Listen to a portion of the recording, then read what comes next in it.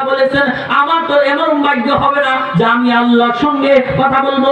এজন্য যিনি আল্লাহর সঙ্গে কথা বলেছেন ওনার সঙ্গে যেহেতু আমি কথা বলার চান্স পেয়েছি, এই জন্য আমি ভাবলাম যে আমার ওই নবীর সাথে আমার আলাপটা একটু দীর্ঘ হোক, যে নবীর সঙ্গে আল্লাহ কথা বলেছেন। তাহলে বুঝতে পারলেন, তখন হযরত মুসা আলাইহিস সালাম আমাদের নবীকে ডাক দিয়ে বলেন, আসলে তো কথা সত্যই বলেছে।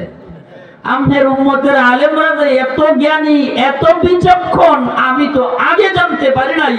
এইজন্য আলেম উলামার মর্যাদা আল্লাহ তাআলা দিয়েছেন, কুল হাল ইয়াস্তাবিল্লাযীনা ইয়ালামুনা ওয়াল্লাযীনা লা ইয়ালামুন। আল্লাহ বলেন যারা জানে, যারা জানে না তারা কোনোদিন একাকার হতে পারে না, তারা কোনোদিন সমান হতে পারে না।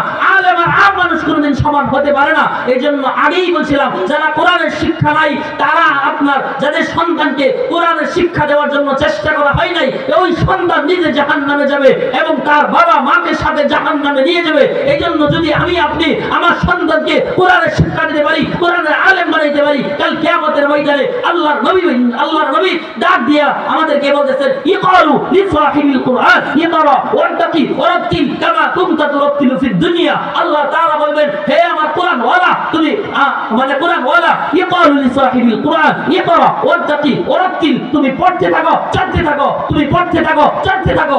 আজকে তুমি যেখানে গিয়ে তোমার পড়া শেষ হবে সেখানে তোমার ঠিকানা হবে। এই জন্য আপনার আমার সন্তান যদি কোরআন ওয়ালা হয়, তাহলে যদি আমল ওয়ালা হয়, তাহলে তার আল্লাহ বলবেন ইকরা ওয়াত্তাকি ওয়ারাত্তিল, তুমি পড়ো এবং চলো। তখন সন্তান দাঁড়াইয়ে বলবেন, আল্লাহ এই যে এত কষ্ট করে আমার বাবা মা আমাকে খাওয়াইছেন, পড়াইছেন, আমাকে এত আদর যত্ন করাইছেন, আজকে আমার বাবা মা থাকবে নিচে আর আমি থাকবো 10 তলায়, 20 তলায়, 100 তলায়। আল্লাহ আমার তো এটা মনে মানতেছে না। তখন আল্লাহ বলবেন, তুমি কি চাও? তো আমি তো দুনিয়াতেও আমার বাবা মাকে সাথে নিয়ে থাকতে চাইছি এবং সাথে নিয়ে থাকছি, এই জন্য আমি আজকেও না আল্লাহ আমার বাবা মাকে আমার সাথে নিয়ে থাকতে চাই। আল্লাহ বলেন, যাও যাও যাও, কোরআনের খাতিরে আমি তোমার বাবা মাকেও তোমার সাথে দিয়ে দিলাম। এই জন্য কোরআন ওয়ালা যারা হবে তাদের ঠিকানা যদি আমল ভালো হয় তাহলে জান্নাতে হবে এবং তার সাথে তার বাবা মাকে আল্লাহ তাআলা ঠিকানা জান্নাতে দিবেন। এই জন্য কার কার ছেলেকে বড় শিক্ষিত বানানো, কোরআন থেকে দূরে রাখার নিয়ত আছে? একটু হাত তুলে দেখায়। কেউই নিয়ত নাই। কোরআন ওয়ালা বানানোর জন্য, কোরআনের শিক্ষায় সুশিক্ষা দেওয়ার জন্য, কোরআনের হাফেজ বানানোর জন্য, কোরআনের আলেম বানানোর জন্য, কোরআনের একজন কোরআন ওয়ালার বাবা হওয়ার জন্য, কোরআন ওয়ালার দাদা হওয়ার জন্য, কোরআন ওয়ালার আপনার নানা হওয়ার জন্য, এরকম হইয়া এই আমার নাতির সাথে, আমার ছেলের সাথে, আমার মেয়ের সাথে আমি জান্নাতে যাইতে চাই। কার কার মনে ইচ্ছা আছে একটু হাত তুলে দেখায়। আল্লাহ তুমি আমাদের সবাইকে কবুল করো, আমাদের সকলকে নিজে কোরআন ওয়ালা হইতে না পারলেও কোরআন ওয়ালার বাবা হওয়ার, কোরআন ওয়ালার দাদা হওয়ার, কোরআন ওয়ালার নানা হওয়ার, কোরআন ওয়ালার আত্মীয় স্বজন হওয়ার, কোরআন ওয়ালার পড়শি হওয়ার, কোরআন ওয়ালার সাহায্যকারী হওয়ার তৌফিক দান করুন। সকলে বলেন আমিন। আমি যে আলোচনাটুকু করলাম আসছি অনেক দূর থেকে, আর আপনারা জানেন যে এত শীতের মধ্যে মোটর সাইকেলে আনাগোনা করলে তখন কিন্তু কথা বলার মতো আর পরিবেশ থাকে না। আসছি 50 কিলো দূর থেকে মোটর সাইকেলে।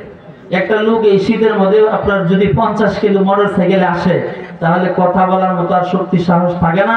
এই জন্য আল্লাহ তাআলার সাহায্যে যেটুকু বললাম এর উপরে আগে আমি এবং আমার সাথে আপনাদেরকে আল্লাহ তাআলা যেন আমল করার তৌফিক দান করুন। সকলে বলেন আমিন।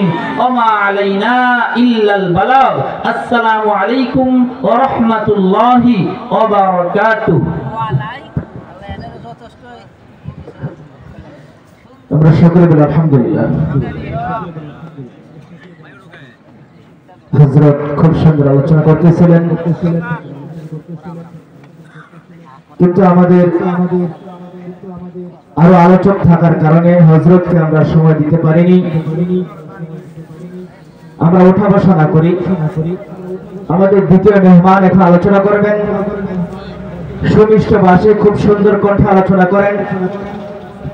আমরা সকলেই আমলের নিয়ত কথাগুলো শুনবো। আমি আবারও বলতেছি, আমরা যারা এখন বাইরে আছে আমরা আর বাহিরে না থেকে